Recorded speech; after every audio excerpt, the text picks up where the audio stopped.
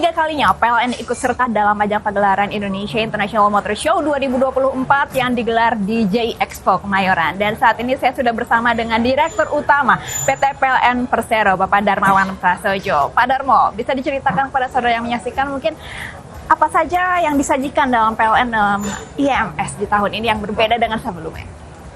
Luar biasa bahwa PLN sudah 3 kali partisipasi di Indonesia International Motor Show. Kenapa? Karena ini adalah perubahan gaya hidup yang tadinya menggunakan transportasi berbasis BBM menjadi transportasi yang berbasis pada listrik. Transportasi yang ramah, yang tadinya emisi gas rumah kaca yang sangat tinggi dengan biaya yang sangat mahal, diubah menjadi transportasi yang keren. Kita membuka booth yang namanya Electric Vehicle Digital Service Booth. Kita memastikan agar perubahan gaya hidup itu berjalan dengan smooth, dengan lancar. Kita pastikan pelanggan PLN, misalnya yang membeli mobil listrik, mereka tidak lagi kebingungan bagaimana pasang home chargingnya. Karena di Electric Vehicle Digital Service kita sediakan di mana sistem digital dari pabrikan mobil listrik itu, dari Hyundai, Lexus, semuanya itu tersambung ke sistem digitalnya PLN. Sehingga pada waktu pembelian itu kami yang menyebut bola. Kami pasangkan home chargingnya, kami sambungkan sistem digitalnya.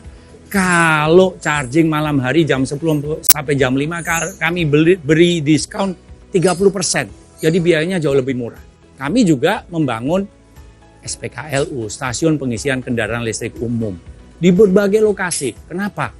Kalau ingin perjalanan jauh, bisa nge-charge di SPKLU yang kami bangun. Bukan itu saja, bahkan kami membangun inovasi, tiang-tiang listrik kami yang jumlahnya jutaan bisa kami ubah menjadi SPKLU. Kenapa? Biayanya murah, lokasinya ada di mana saja, sehingga ke depan tentu saja ini gaya hidup yang sangat mudah sekali. Sangat simple, dimanapun nge-charge bisa. PLN ingin memberikan suatu customer experience yang sangat-sangat nyaman agar pergeseran dari gaya hidup yang dulu menggunakan hanya BBM menjadi kendaraan yang berbasis listrik ini bisa berjalan dengan nyaman.